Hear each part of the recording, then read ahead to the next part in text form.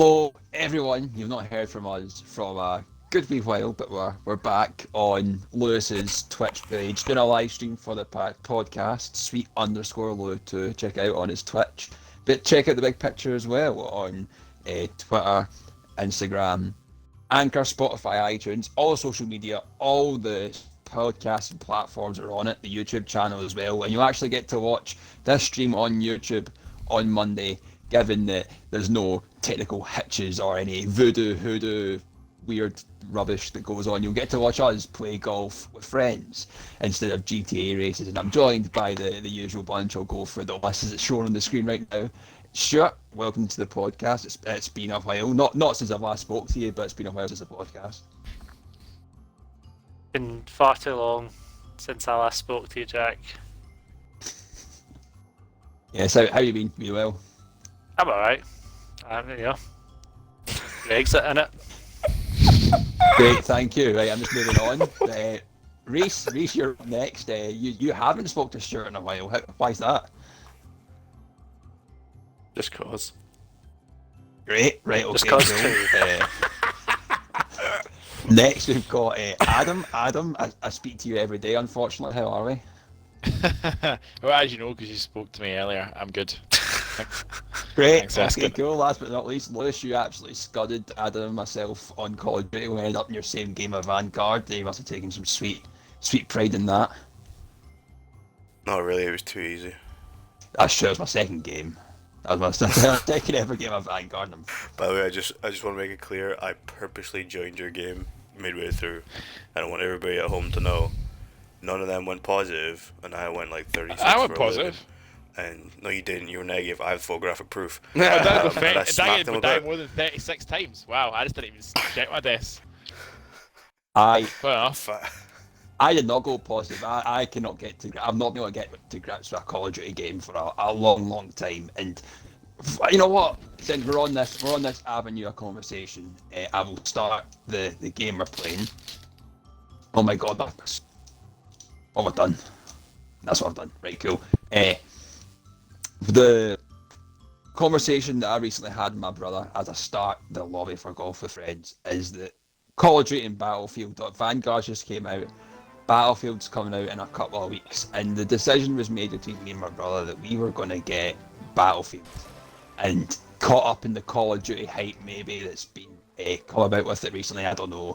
We decided to get Call of Duty. I've not got a pre-order for Battlefield. Maybe I still will get it. I'm not sure, but as it stands, I've got Call of Duty, and 2 games in, I'm not feeling too great about it. But so I'll come to you first, as you've probably played the most Call of Duty here. How's Vanguard been playing? It seems to be getting quite a lot of good rave reviews in the multiplayer. Yeah, sorry, chat. I was just trying to figure out how to hit the golf ball there for a while. It is good. It is kind of as usual bugs and glitches that happen in the first game, but to be honest, considering the disaster that was Cold War and how popular Call of Duty has become recently, I think it's a fairly strong iteration of the game. It's based off the Modern Warfare engine, so if you like Modern Warfare, you'll probably like this one, to be fair. Apologies for my nasally voice. I have the cold from hell, based off whatever's going on in it now. I think I read that Goosebumps book. Yeah, it's a really good story. Wow. Jack Black is in it with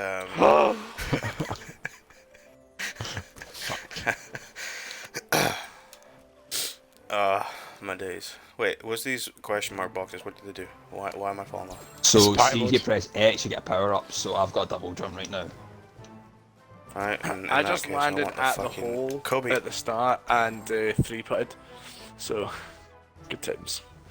Yeah, I'm not doing well with it. Right, so Adam, I'll come to you next, because from what I've normally been in parties playing Xbox with you and whatnot, before you and your friends are quite big fans of Battlefield, and obviously right now you've got Call of Duty. I don't think you have a particular kind of side, as I'm not going to get one above the other. You're probably going to end up going to get both, but Battlefield's been delayed. You've played Call of Duty.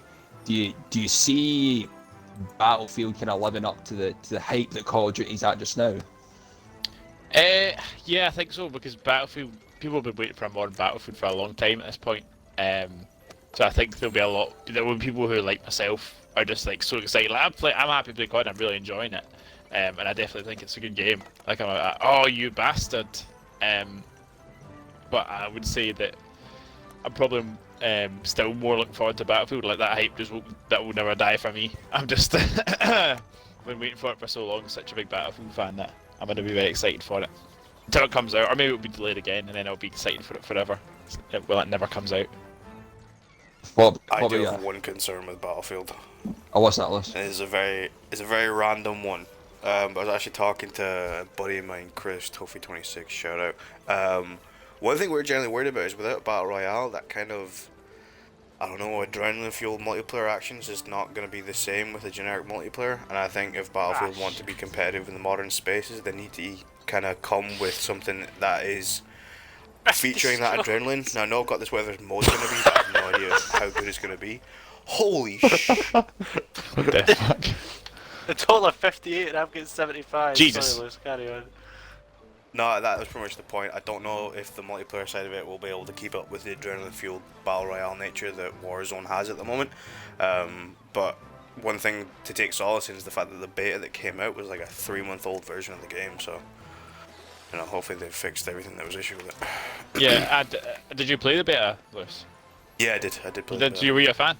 No? Or... It was alright, but you could definitely tell there's a lot of issues needed ironed out. But I do have faith in DICE. I mean, they supported Battlefield 4 longer than it should have been. Didn't support Battlefield 1 and whatever the Cops and Robbers one was that came out. Hardline. There is so much potential for that game. That's a shame.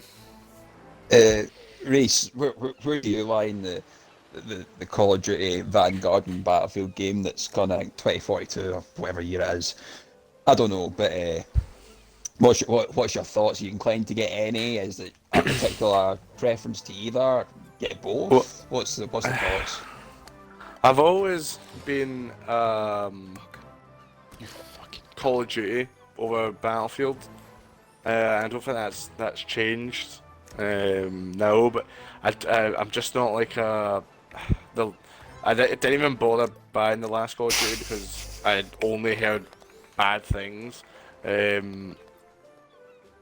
But the feedback I've heard so far, and I was asking Adam and Lewis the other day, like, what their thoughts were, because I know they've been playing it.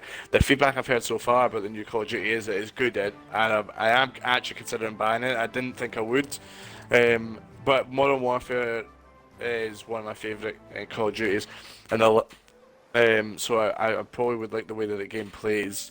I'm kind of looking for an FPS game right now. I'm terrible at FPS games, but I'm kind of looking for one just now.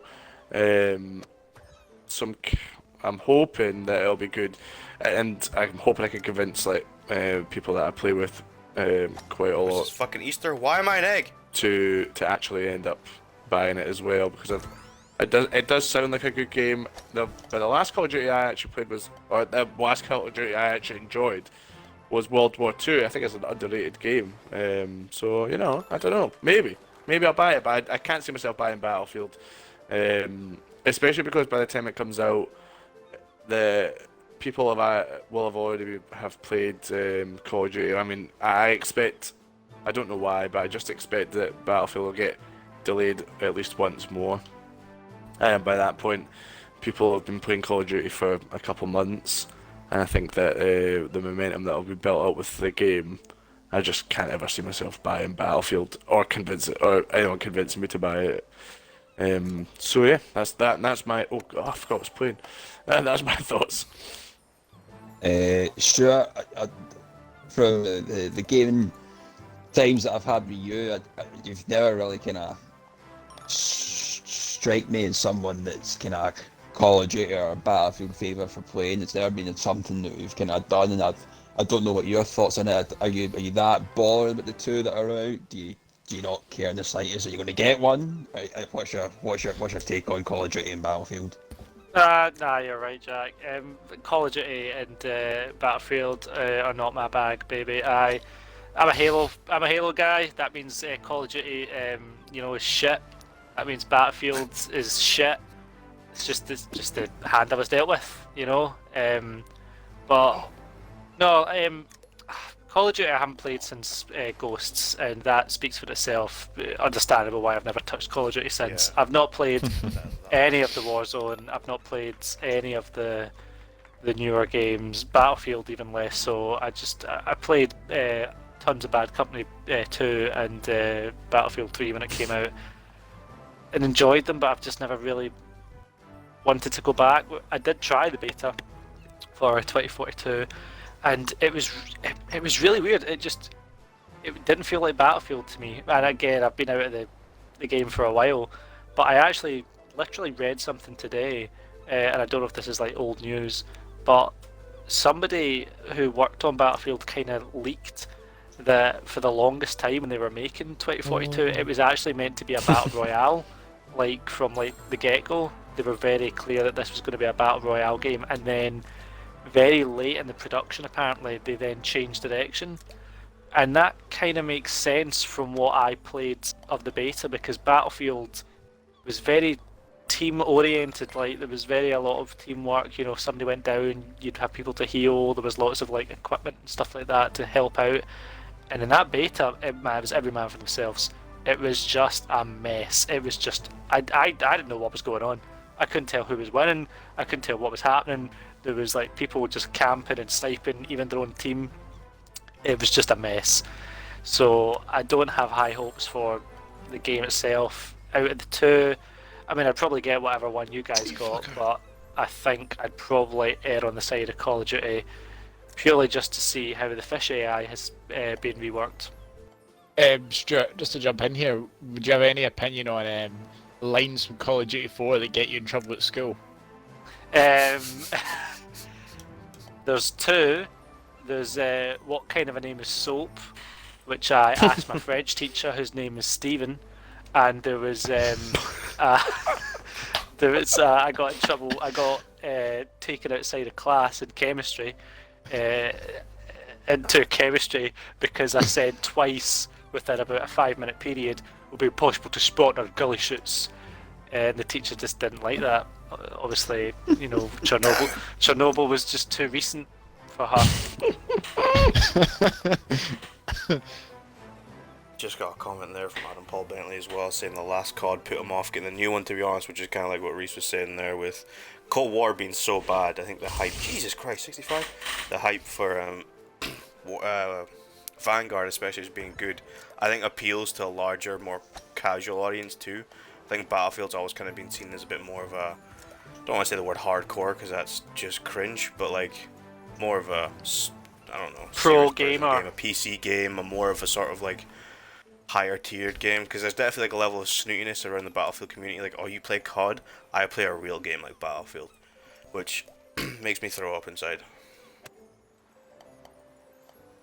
Well, that was this. But Jack, you started playing Vanguard. This is the first time I've seen you play an FPS in a while. What did you think when you? today was the first day. Today was the first day I played Vanguard. I did not enjoy it. And the reason I didn't... sorry, I think I had a hand in that.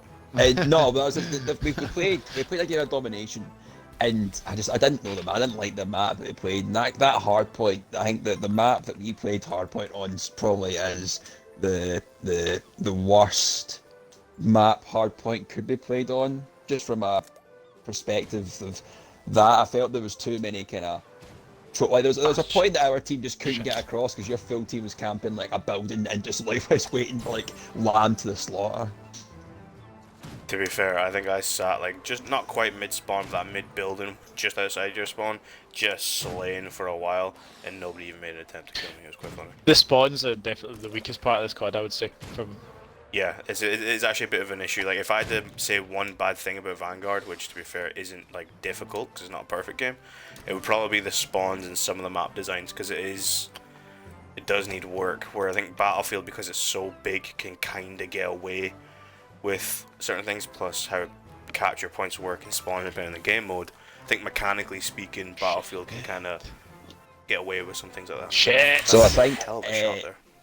so I was going to get Battlefield, but I decided to get Vanguard. It was the first day.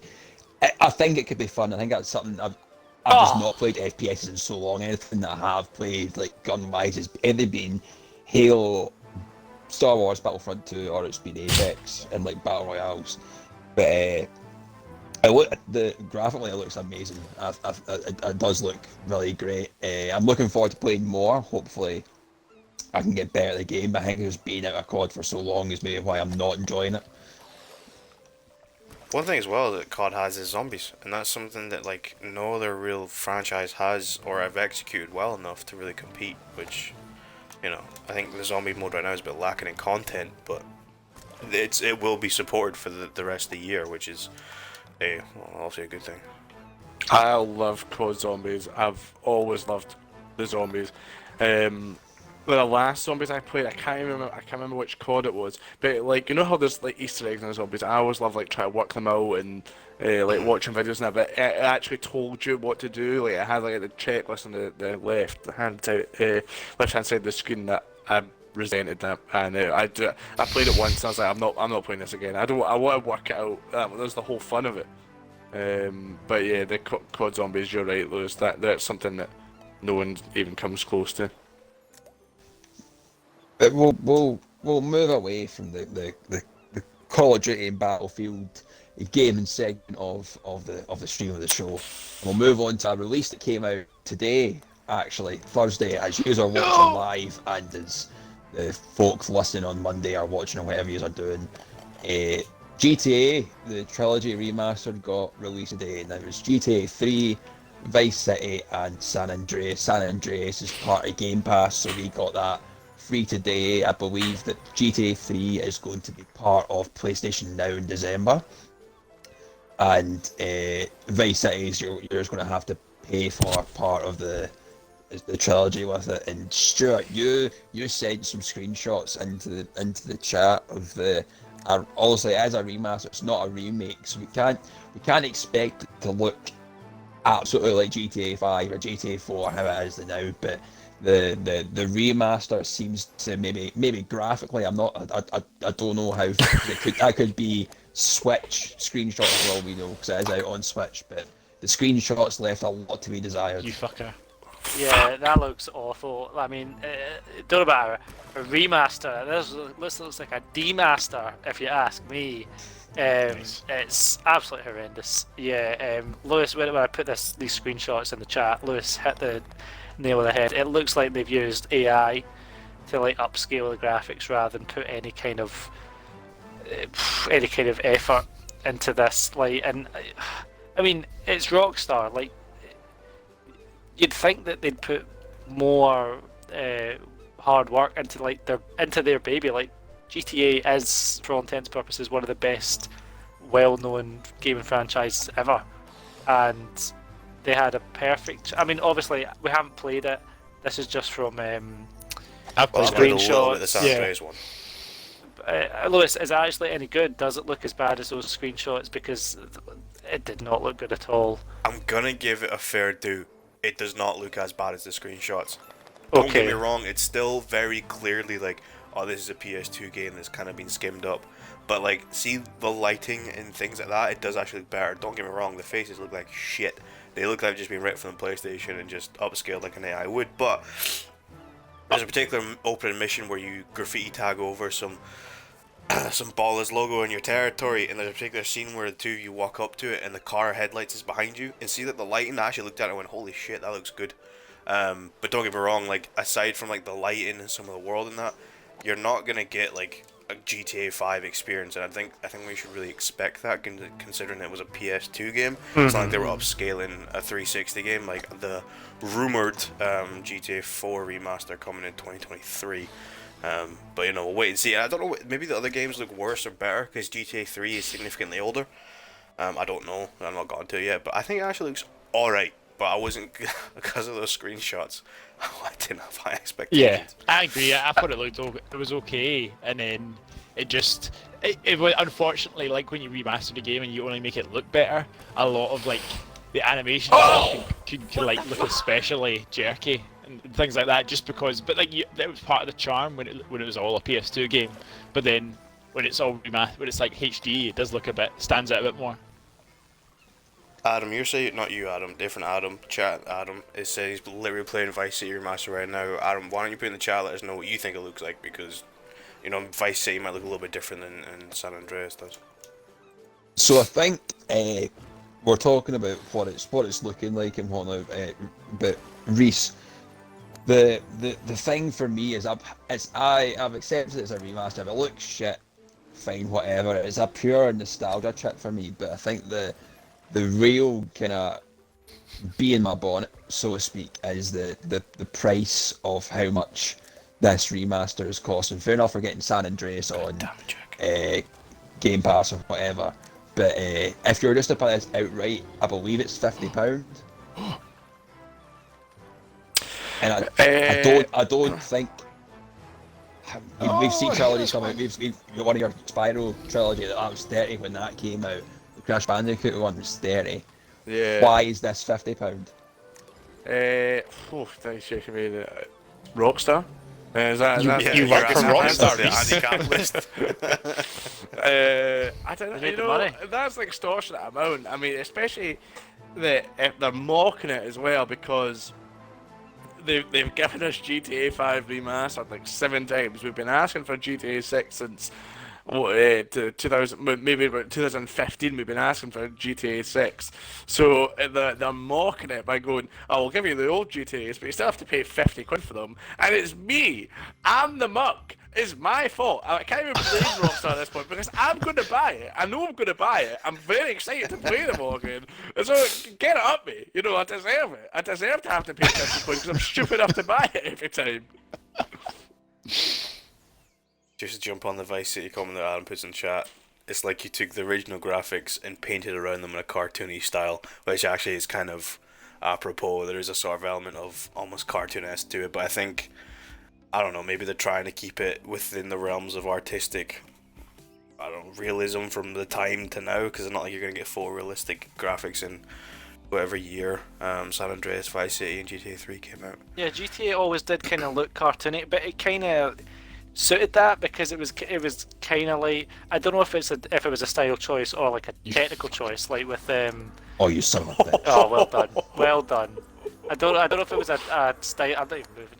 If it was a stylized choice or a technical choice, but it always did have that kind of like cartoony, blocky characters, and it worked. But then GTA 4 came along, and it was a bit more realistic, a bit more dark and gritty, and they've kept it.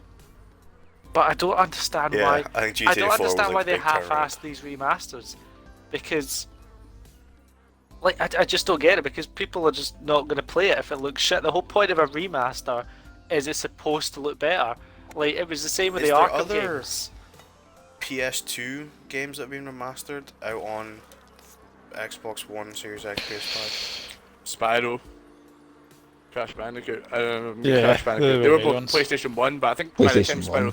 Spyro 3 was, I think, PlayStation 2. I was trying to think of like a fair comparison, because like for some reason the one thing that comes to my mind is the Ezio collection, because again that was like 30 something quid, but Honestly. that actually seemed decent remaster. Fuck. Cock. I'm a thimble. Oh, I'm an onion. What the fuck am I? No, I think a bubble. the Spyro remasters, well, I mean, it's harder to remaster a PS1 game, but the Spyro 3 was definitely PlayStation 2. I think Spyro 2 might have been PlayStation 2 as well. I'm not quite sure. Way to glimmer. But they look brilliant. I've just finished 100% of them, and they look amazing. Like the difference between the first one, the original and the remastered, is honestly night and day, and it's well worth a buy. Whereas these look, from what Stuart sent us, which I'm hoping isn't the case, isn't true. What the fuck? But from what Stuart sent us, these look like just some of they're just not bothered. They just released the same game, not remastered, just backwards compatible. See, that's the thing, like, remaster And, I can understand. Sorry, Jack. I was going to say, remaster I can understand, like, for a game where, like, the controls are pretty sound, like, you know, it's aged gracefully, it just needs a touch-up. But, I mean, games that are over 20 years old, they need remakes. They don't just need the remaster treatment, in my opinion. Old GTA San Andreas is Jesus fuck. Because these Spyro's game, the Spyro and Crash, they were remade. They weren't just like remastered. Yeah, full-fledged from the ground up. That was taken over by a different company as well, like Toys for Bob. They had a big, So big say in that as well. From one remaster to another, Adam, I'll come to you. It's a game that we've spoken about a lot, a game we've played a lot. I know, Lewis, you've played it a lot as well. Reese, I don't think you have. And Stuart, I know you're not a fan. But Skyrim turns 10 this week. It's Yes. it has had a lot. The amount of times a lot doesn't justify the amount of times this game's been re-released on different consoles, different generations, different remasters, whatnot. But we have got the 10th anniversary edition of Skyrim coming out this week, Adam. They've added some new stuff into it. They've oh my god, who did that? They've added some new stuff. They've brought it up to the current capabilities of what the Xbox Series X and what the PlayStation 5 can do. So it's the 4K, it's the 60 Hz and whatnot. They have added fishing into the game as a new Can't wait, feature. love fishing. Thank God. Yeah, and they have added more quests you can get from the Creator Club. So it's user-made quests that are added in. They've added the actual kind of voices to it and whatnot, just to kind of make it feel as if it's something Bethesda did when they really didn't. But this is coming in at a full £60 for you to get this anniversary edition, unless you already have the special edition that was released a couple of years ago, and it's a £15 digital upgrade. Or if it's physical, you need to pay £30 to get an upgrade or something like that. How much can Bethesda rip the piss? A lot. I mean, it's just the beginning. And honestly, I cannot wait to see what happens for the 15th and the 20th anniversary edition. I can't wait what console. You'll be able to download it straight into your brain. That would be the 15th anniversary. He's dreaming Skyrim. People have played Skyrim enough times, surely they already can, dream it. The 20th one. Every time you go to sleep, all you see is the bright light and you're in that fucking wagon, that's just it. Soon, by the 20th edition will be you can actually restart your life as the start of Skyrim. That would be the 20th edition. Fucking yes. I'll do that. But I pledge to be the first person to actually live Skyrim. Yeah, but so the question is how much can Bethesda rip the piss? Honestly, they can really go for it. I actually was pleasantly surprised that there's even an option to upgrade, and even then, that's still pretty begrudging praise. That should have been the option for all of these special editions, different ones. They'd love releasing it as a brand new game and charging full price for it, and now because this is the one time, they're like, oh yeah, you can just pay £50, upgrade the edition you already bought. So now they're like, oh wow, they're so generous. It sounds a bit How much like money would you pay for a full Morrowind remake? For Morrowind remake? Oh, I'd pay full price for that. There's so much depth to that game. No. This Morrowind's never had a remake. There's unbelievable depth, and it would need to be remastered with a new engine, right? So if it was remastered, new engine, and they'd added some stuff in for people who are maybe more casual players to get them in, that would be a full price game. Because that game is a steal with the price of that. But if they just re-released it, if they just did a Rockstar, as it were, as we're coining the new phrase, and just slapped a little bit of HD on it, and then they were like, "Yep, there's your fucking dinner." No chance. I wouldn't pay full price for that. What's really shit about Skyrim as well is that the modding community have released 4K texture upscales and modders textures are and all better this stuff. than any of the studios. It looks so much better than the actual studio remasters. In fact, last time I played it, I put a bunch of mods on, and I actually took screenshots to put as my background on my Xbox because it looks so fucking good.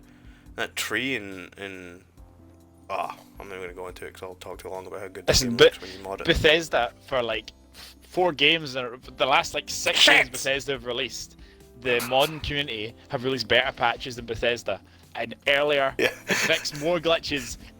That's just the patches. That's not even getting into the content. The they add top to the downloadable patch, the top downloadable Skyrim mod is the unofficial patch. If anyone's ever read, everyone's gone to Skyrim wiki, Oblivion wiki, anything like that, or it's Elder Scrolls wiki, they've gone on that and they've had a read through it, or they're reading about something and there's there's a glitch that occurs with this. I can always guarantee you, every glitch you read, there's a wee thing saying this is fixed by the unofficial Oblivion patch, the unofficial Skyrim patch. It's funny how they never talk about like the actual official patch fixing any of these problems. It's funny that. I remember there was a mod for for Fallout 3, and it was a 4K. It was a 4K Minecraft texture, and it looked like it was proper 4K, like photorealistic lighting, amazing textures, but all Minecraft blocks, and it looked like somebody had made a whole brand new game. It's crazy. So, Reese, I'll come to you with this one. I know you've not played much or any of Skyrim before or anything like that, but the question I'll ask is we've spoken about it before on different podcast episodes and different live streams that Microsoft has acquired Bethesda and ZeniMax as a studio, and obviously this new editions came out, and you'd be led to believe that because it is a Microsoft studio now, and as they've said before, a lot of this stuff that we're seeing from Bethesda should be on Game Pass. The special edition of Skyrim is in Game Pass, but not the 10th anniversary edition. So you're having to download the game from Game Pass to then pay the £15-30 upgrade, whatever it has come to, just to play it at the native thing they're wanting it to be at now. Is this not a bit of a kind of slap in the face to customers that may want to experience it on this gen for the first time? Well, I appreciate that you're coming to me again with the capitalism questions. Yes, it is, Jack. But you know, it sounds like a lot like the plot of Goodwill. It sounds a lot like EA Sports FIFA Fans. Like they're just pay £60 a year for a minor upgrade to the game. Like, you know, if people are willing to do it, then get it up them for being so stupid. But yeah, you are right. It's a slap in the face to the consumer. I mean, it just shows you that they actually don't give a shit about who's playing their games. It's all about fucking who's stupid enough to buy it. And the thing is, I don't play Skyrim. I played I think the first one. But it's got such a loyal fan base. The fact that you could say the first Skyrim made me a bit sick. Hey son, are you playing the first Skyrim? Yeah, I don't get it. Yeah, classic. Right, anyway. Yeah. I don't know what I'm saying, I'm sorry. You've thrown me off. It's got such a loyal fan base that they're going to be stupid enough to... Well, not stupid enough, it's their favourite game. Like, I would do the same for my favourite game. You know, if it was releasing £15 updates, I would definitely buy it.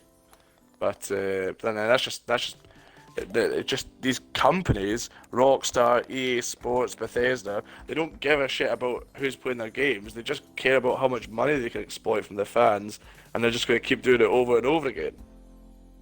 One thing I'd like to stress, I don't think this is like the designers of the game's choice. I think like it is all studios. It's not the people who make the game and are passionate about the games and gaming in general.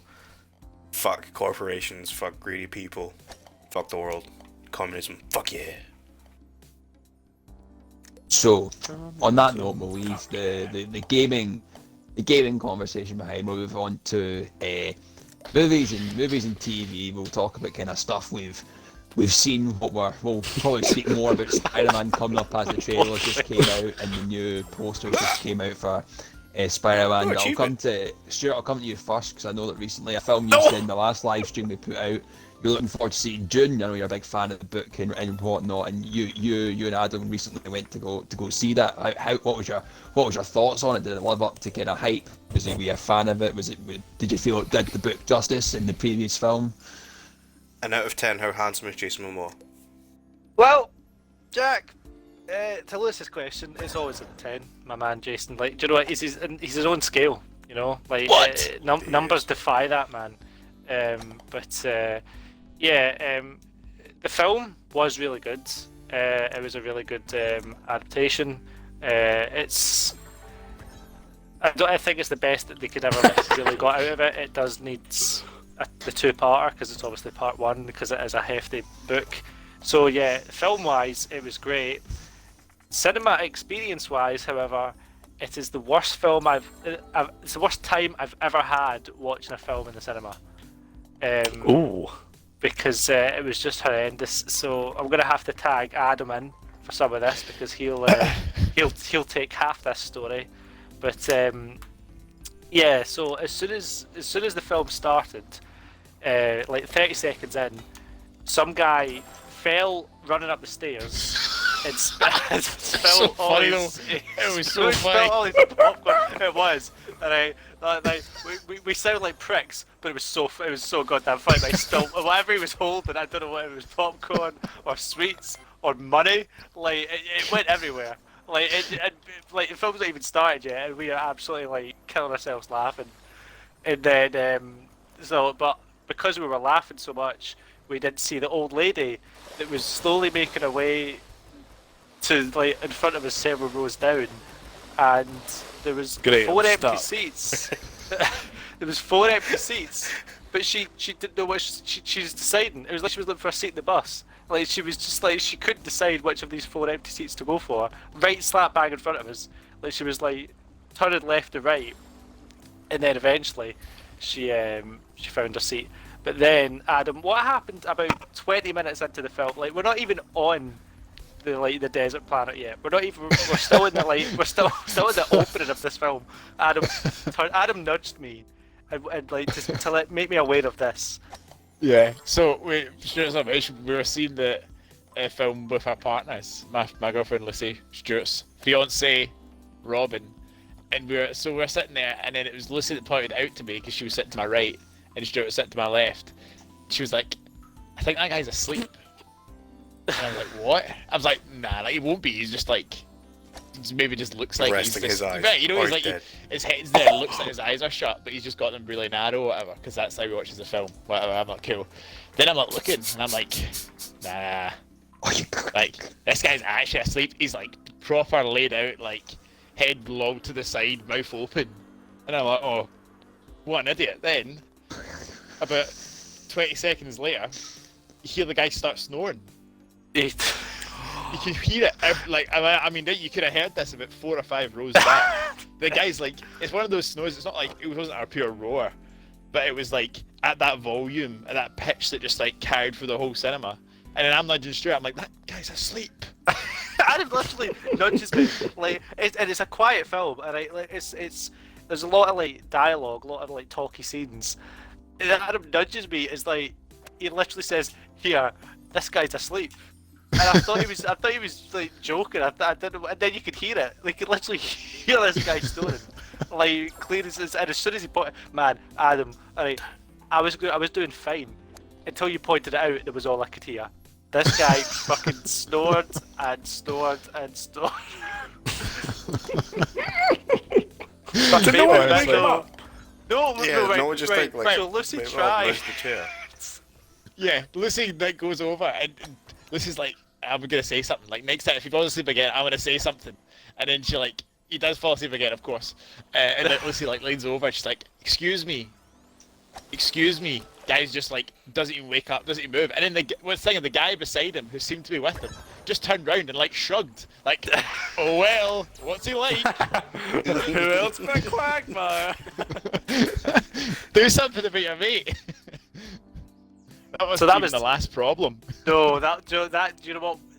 That enough would have been that alone would have been enough to be like, right, this is pretty shit experience. That was all happening to our right, to our left. So we're in the back row, and to our left, right, and about 6 seats away in the corner is this like young couple. They're like late teens, early 20s, and they just talk through the whole fucking film, like not quietly, not whispering, not hushed, you know, tee-hees or anything like that. They're having a full go at there.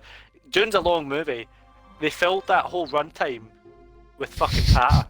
Alright, that is just it. They're talking Good away. Patter. No, like it's just, it's just. And do you know what the worst thing is?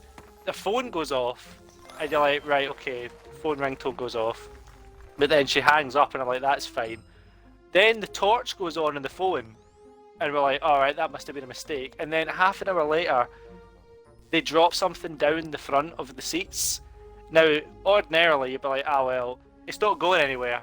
You know, that's fine until we leave. No, the torch comes back on, and they actively start looking for whatever they've dropped down the front of the aisle. like absolutely everyone's. I'm surprised nobody else. Like, I actually shushed them. Like I had. It's the first time I've had to shush somebody since A Quiet Place, ironically enough, and I was absolutely raging. And then before we could actually even make some kind of passive aggressive comment at the end of like within earshot of can't believe they were talking. 5 minutes before the film ends, they up and leave. They're like, well, we can see where this is going, and they just fucking book it. But they have to move past us, so they move past us, disrupting the whole thing, and then that's it. I had pancakes with chantilly cream, so. Oh, chantilly cream. I don't think I can handle that. That's Like a a torrid slight experience. story of my worst cinema experience. I actually went and seen Logan in cinemas with my friend TJ, and next to me was a gentleman that decided to try and play the flute with his cup, and for some reason, I'm self-diagnosing myself with misophonia, wherever the fuck it is. My fight or flight started to kick in to the point where I was sweating and getting agitated, to where if I didn't slap him upside the head or leave, I was going to jail. I had to leave the theater and sit in the bathroom for like 5 minutes to cool down, and then when I went back, I sat 2 steps away from my friend TJ while we finished the filming on what's going on, and went, mate, I'm gonna slap him if he doesn't shut the fuck up. So if people had done that to me, I probably would have had to either leave or go to jail. My worst experience at the cinema came actually recently when I went to see The Suicide Squad 2, which I think is a massive factor in the fact that I think it is just the worst film. It's just as bad as the first one, because throughout the entire film, and I'd never shushed someone at the cinema before, but there was. Right.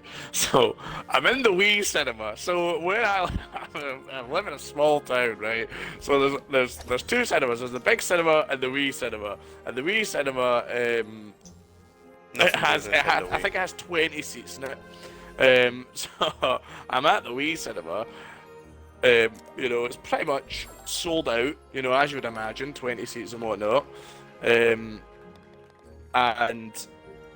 there's these women. Front row, 3 of them, steaming. Absolutely steaming. I mean, who goes to the cinema steaming in the first place? Regardless, they're steaming. And they're talking all the way through the ads, really loudly. And I'm like, right, okay, it's a bit rude, but it's the ads, so, all things considered, they'll probably stop, when the movie starts. The movie starts, first 10 minutes, I'm like, right, they're a bit drunk, they're probably, settled down in the next, 10 minutes or so. 20 minutes in, they haven't stopped. I'm like, right, okay, what's going on here? Keep going. We're about 40 minutes into the movie, I'm like, I've shushed them. And they're like, giggling away. I'm like, it's not funny. Right? I'm fucking Nice of you saying that as well. I end up going to the toilet, and I'm like, do you know what? Fuck it. I saw the person stand there. I was like, there's these birds in the front row. They're not shutting up. They talk the whole way. Oh no, I'm so sorry. So when I go to the toilet, apparently she comes in and tells me to shut up. And they're quiet for the next 20 minutes, and then they just start getting louder and louder again. And I'm like, shut up! They just kept going the whole film. I was like, why? But why? And when the film ends, they go, oh well, that was shite. I'm like, how would you know? How could you possibly know? How you've ruined your experience by talking all the way through it. There's good bits in the film that you've not got to appreciate because you talked the whole way. Oh, I was The cinema's livid. expensive enough. Why just go to a pub and just sit and chat? I hate it. I don't understand. It's cinema's fucking expensive, and people just go there apparently to just look at the phones the whole time, because that's just what happens. I remember Adam said to me before we went in, because there was we went to see it in the Cineworld, and he said, oh, there was an advert for VIP, and he said we should have gone to VIP, and I says, Adam, see, you think VIP is a good idea, but unfortunately it's bad enough when people are rustling bags of sweets and just opening a pack of popcorn or something like that. But I remember the first and only time I went to cinema VIP, for those that don't know, Cineworld VIP is you've got recliner seats, you've got better experience, but there's like a kind of a buffet you can have beforehand. And you can eat however as much as you want, but you can take stuff in. Robin and I went to go and see Fantastic Beasts in VIP. Now the tickets are £30 each. Yeah, that's right, folks. £30 each for Fantastic Beasts. All right. Terrible. Terrible More film. than the fucking Blu-ray. Absolutely horrendous film. All right, so I'm sitting there not enjoying it, wondering who this salamander guy is, and why there's like hedgehogs in his pocket, and then all I hear is this guy clattering soup. He's eating a bowl of soup behind me in this cinema VIP, and he's so loud. He's slurping it. He's going after every. This guy's getting his money's worth. Like he's scraping the bowl, and it's so loud. And I'm like, I can't really shush him because it's in the small print. He is only doing what VIP allows him to do, so that's fine. He finishes his soup, and I'm like, right, now I can finally watch the film. The guy gets up and leaves. And he comes back with another. He comes back with another bowl of soup. And I accidentally said to Robin, "This fucker's got another bowl of soup." It was the worst experience. So if you think, VIP, that would be great. No, unless you're the guy who likes soup, don't pay. I love soup. To be fair. And if you are the guy that likes soup, £30 is too much for soup. Soup is relatively cheap. Of all the things you can actually buy, the guy stuck to a starter and that was it. There are main courses there. There was like risotto. Have the risotto. Ooh. It's quieter. Maybe it was good soup. Was it good soup? Did you have some? No, I don't know. I No. I don't know the quality of the soup.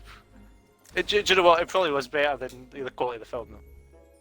Nice. Do you know what type of soup it A low was? bar to set. I didn't ask him. We're just getting crowded up in the soup here. Reese is the soup guy. Part of the story. I finally found out who it is. It's Reese. So, June, a good film, shit watched experience. So take that as you will, listeners. But one that I hope you don't have a shit experience is probably the most anticipated film of 2021, and it is Spider-Man No Way Home. And Reese, I'll come to you here. I am worried, not with how I think the film's going to be, because I think it's going to be great, but I am worried that there is too much hype, there's too much speculation about if all three Spider-Men are going to be in it, all the different villains that are rumoured and confirmed to be in it.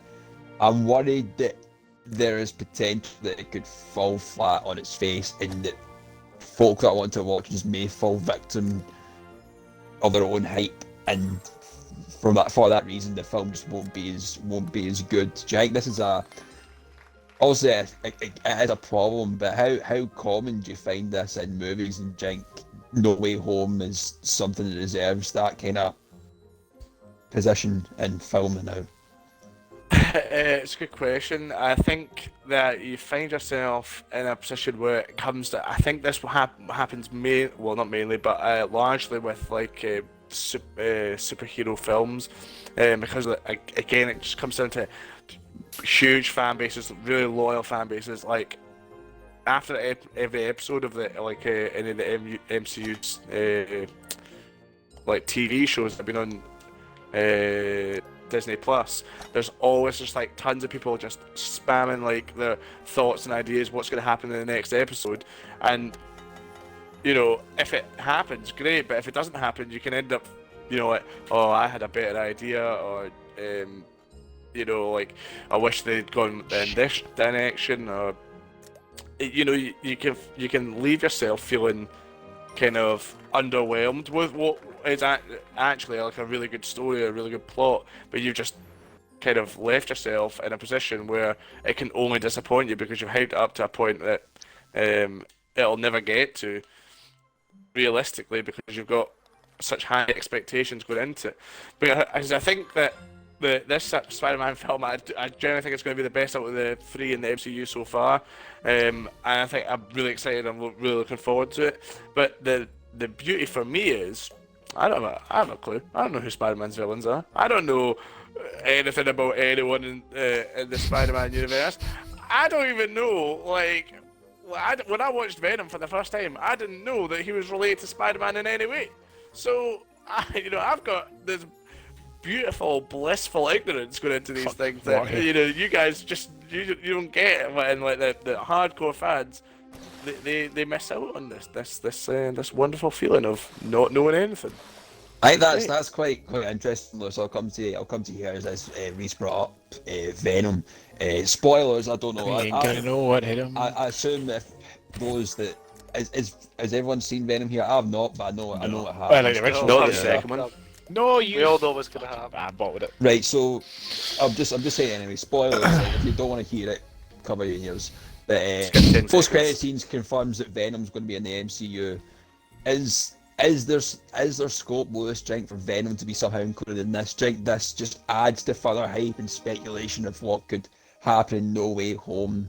I don't like it because it is Sony getting their hands kind of back on the Spider-Man umbrella again, getting them all back on America. Is he not having as much control with it anymore? I don't know how to feel about it. I think it's a little premature to assume that Venom will make an appearance in this film, just purely like, despite, oh wow, what a shot by me. The end credit says that he exists in the verse, and the timeline of the movies kind of match up. I don't know the legal behind the deal that Sony have with Disney. I'm not against Venom showing up in this film that's upcoming, or even in future films. I think I actually quite like it. I think Eddie Brock, particularly this version of him, would do well with this version of Spider-Man as well, compared to the other one that we saw. Currently on Netflix, if you want to go and waste an afternoon.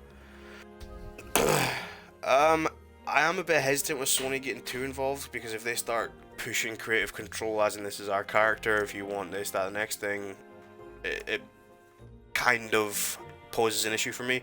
However, I think I said in a previous episode, I think Spider-Man's be the sort of next big Iron Man Chronicle push for the next series of films, was going to be the kind of main focus of it, the main driver force that's going to appear in all of them, especially as he gets older. So, Where's the hole? Yeah, where have I got Ireland? question I often ask myself. I think he's holding it up.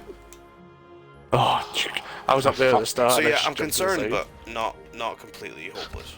Is the summary of that. It's an interesting one. I think there's a lot of avenues can open up. I feel that a lot of folk will probably be disappointed because of what they're setting up for themselves in their head. But one that's maybe not under the radar isn't the right word, but it's the talk and the hype isn't as much as there. Not because of who it is, but I feel it's probably because of the film Spider-Man No Way Home's coming out soon. But sure, I'll come to you here. Hawkeye's coming out in a couple of weeks, November 24th on Disney Plus. 6-part special. They're dropping 2 episodes in the first day. We're getting another MCU TV series. It's going to be Christmas themed. What's your thoughts on the Hawkeye TV series? Are you glad that this kind of hero's getting some sort of installment for themselves? Absolutely, like, not because like it's, I love Hawkeye, like Jeremy Renner's Hawkeye and all this, but I do like the comics. I do like the films, but the show that is based on, the Hawkeye series is based on this comic run of Hawkeye by a writer called Matt Fraction, and it's hands down the best comic series I've ever read. And I don't mean that because, like, you might think, oh, like, it's got tons of action, tons of this. It's basically just a comic series about Hawkeye, what he does when he's not in the Avengers, and that might sound shit, and that's the point. It's fucking stupid, and it's great, and basically it's him going up against these Russian gangsters that wear tracksuits, like, and that's it. That's Hawkeye's villain. He doesn't get Thanos. He doesn't get like somebody big. He gets some Russian gangsters that keep saying bro all the time. I'm really looking forward to it because I've liked, of all the Phase 4 stuff that's happened, I have not liked any of the films so far. Really, I've seen Black Widow. Didn't like Black Widow. Shang-Chi I liked up until the last act. I really didn't like the last act of Shang-Chi. But the TV shows, apart from What If, that I don't really count, I've all really enjoyed, and that's been the best part of Phase 4 for me. So I'm really excited for Hawkeye. Plus, it's Christmas. You know, about time we had Christmas MCU. You know, I'm excited for that. Adam, we have had a trailer for a Hawkeye, and to the keen eye, and obviously as it said many a time on this podcast, you are the comic book guy. You read the comics, blah blah blah, boring, whatever. But Fucking nerd. we see in the trailer that we do have the first kind of glimpse of potential kind of villains to this series, and it is the Tracksuit Gang.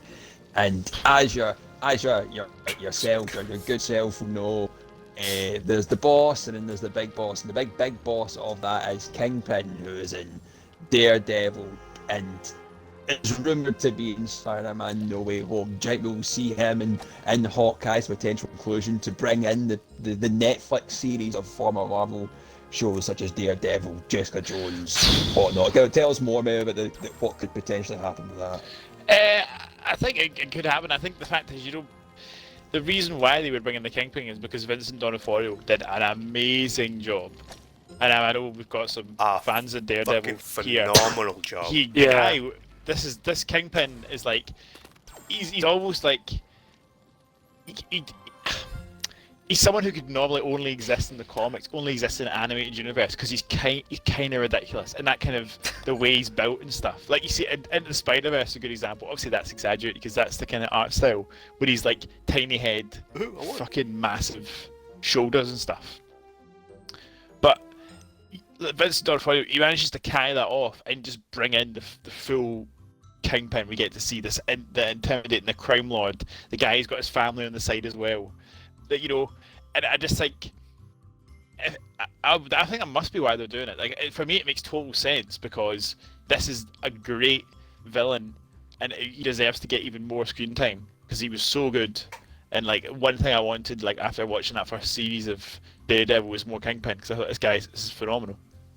So I'd love to see that. I think we definitely see that. It would play quite well for me. I really love Kingpin. I think the Netflix Marvel shows, the villains they had with David Tennant in it as well, was unbelievably phenomenal. They played it really well, and yeah, I really see, as you said, he did a good job as Kingpin. I think he'd be amazing. It'd be a very kind of good presence in the MCU going forward as well. And yeah, I think it'd be great. There's a lot to look forward to, and that's been going for about an hour on the verge of not wanting to go too long. I think we should wrap it up about there. Spoke about games, spoke about movies, TV shows, what we're looking forward to, terrible cinema experiences, shushing people, wanting to go to jail. It's been a good time. It's been Who wants to go to jail? Lewis recently wanted to slap somebody about in the cinema or something. Oh yeah. Yes, my notorious affiliation for wanting to go to jail has not failed me. Lewis's whole personality. Wanting to go to jail can be a bit unfair, but I think for as the episode goes, I think we'll leave it there. Thank you everyone for that's been watching. Adam Bentley for commenting in the chat. Your opinions have been greatly appreciated, and I'll thank the boys for coming in again. And Stuart, thanks for being here. Thank you. Reese, thank you. No, Jack. Thank you. Oh, you're too kind. Adam, cheers. Thanks for being here again. Thank you. No worries. And Lewis, as always, thank you, the man behind the Twitch. Check out his Twitch channel, sweet_Lou2. Give him all the follows, and when I eventually can, give him all the donations and subscriptions and your Twitch Prime when his Twitch stream does get that big, because it absolutely will. Thank you, Lewis. Yeah, I don't want a job. Pay me instead. And on that, we don't know when we'll see you next again in the big picture, but we will see you soon. Maybe a Christmas special, who knows? But we'll see you then. Goodbye.